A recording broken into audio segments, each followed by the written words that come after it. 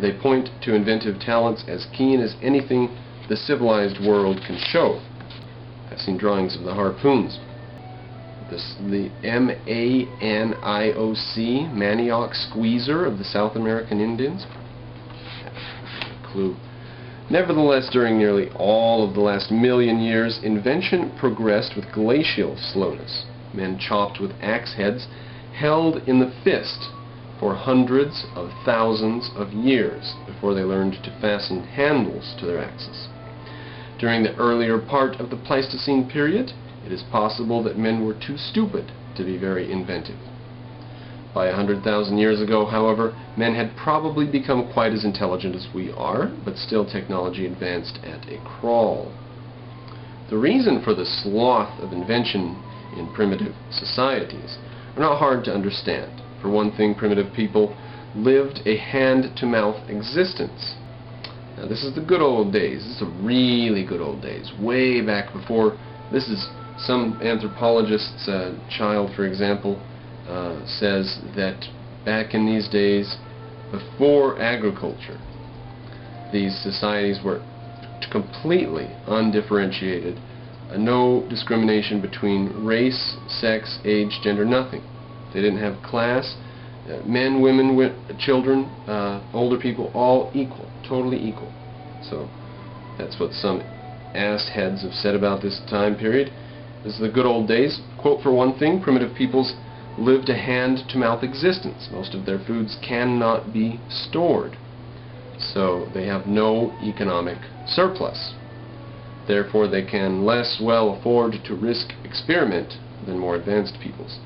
If an experiment fails, they die. Interesting point. They can't really experiment too much.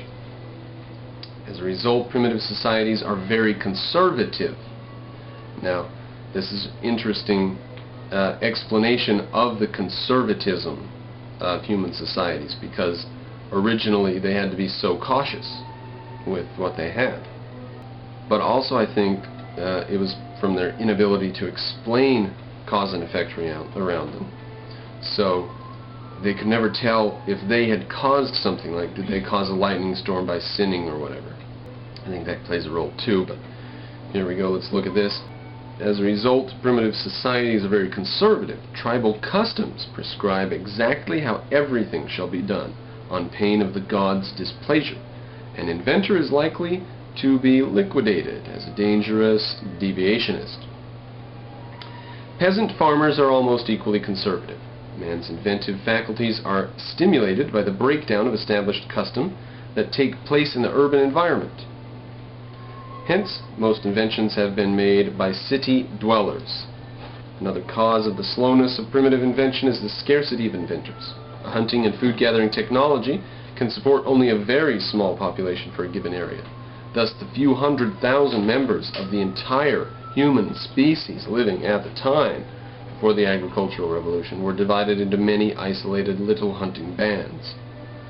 And if you grew up in a small town and you think that was suffocating, it's got some bad reasoning, a bit of equivocation in there.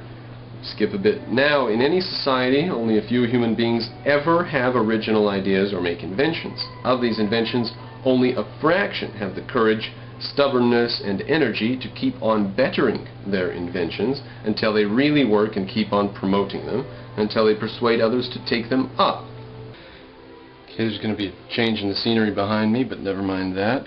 A rough idea of the percentage of inventors among modern Americans can be obtained from the statistics of the United States Patent Office. This is very interesting, I think.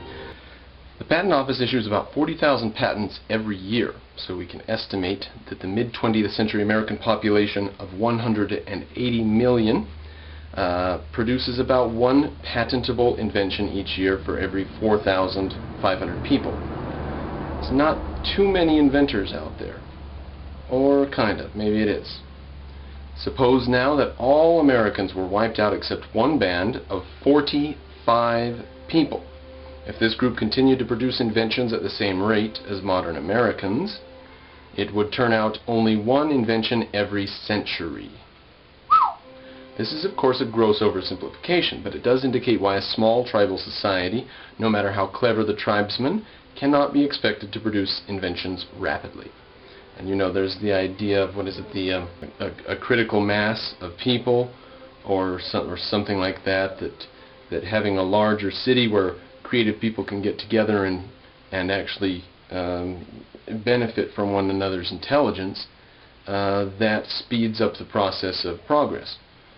YouTube and the internet has made it less important to get them in the same geographical area, but that still can't be denied as important. In actual fact, the rate of inventions among Stone Age hunters was enormously slower than among our imaginary band of 45 Americans. For modern Americans are encouraged to invent in ways that primitive folk are not. We're used to the thought that men can improve their lot by inventing things, and that invention is a worthy act. On the contrary, primitive people, who have all they can do to keep alive, and who cannot afford to support a fellow tribesman in idleness while he dreams up new ideas, regard inventors with glowering suspicion. So there's why they're so suspicious of people who aren't busy with something literally and immediately productive. Because if you're not immediately being productive, we could starve tomorrow. So there is a very, very heavy bias against people taking leisure time, enjoying themselves and allowing their subconscious to ruminate and so on, and come up with new ideas and stuff. I think it's got a lot, this is an oversimplification. I think it's got a lot of other things that come in there. For example, I've heard that the hunter-gatherer tribes in some African jungles and stuff will actually spend more leisure time sitting around or dancing and different things that are not productive than modern Americans will, right? In other words, we have less leisure time now. Now, we live a lot longer and our lives are a lot better every single minute we're alive, so you know, maybe that's a good trade-off. But sociologists say these tribesmen sit around for 8 or 10 hours per day, day after day after day. And that's the life of leisure. That's the life of kicking back and not worrying. So I'm thinking probably it's less that they didn't have leisure time and more that during their leisure time they didn't have thinking tools. I think that's the key. During their leisure time they had no thinking tools, they had no philosophy and no science and so on. So what did they do with their leisure time? They dreamed up gods and did rain dances. Let us continue. Suppose now that there are 2 bands of 45 Americans. If they're isolated from each other, each band will produce one invention a century, so that each progresses at the same rate as before. Their cultures will diverge somewhat, as they will hit upon the same inventions only rarely, by chance. But each group will plod along at the same old rate of one invention a century. However, if they meet and join forces, all 90 persons will take advantage of the inventions produced by any one of them. The combined group will produce inventions twice a century instead of once. In other words, they will progress technologically twice as fast. To sum up, progress in civilization depends upon invention, and a rapid rate of invention in turn depends upon the sizable populations that are only possible under civilization. The crucial inventions that made such progress possible, the knowledge of raising domesticated edible animals and plants, took place in Syria and Iraq about 8000 BC. Now just pause there to say that anyone who believes in the population problem and overpopulation, the guy who you're trying to prevent, you're trying to prevent him from being born, it might be the one who solves the problem that we need solved in the future. What problem do we need solved in the future? I don't know. But it's not up to you to decide who should be around to solve that. To say that we've got overpopulation, what's the perfect population? Because the more people you have, the more inventive you can be. So, and maybe, we've reached critical mass now, right? We've got enough people, we're inventive enough.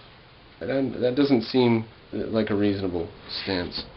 I think we should cover the moon and Mars in apartment buildings. Once the agricultural revolution had taken place, much denser and more numerous populations than had ever before existed could and did live in the valleys of the Nile, the Euphrates, and the Indus. And we skip just a bit here. The mere fact of having large interconnected populations, then, meant inventions took place at a faster rate.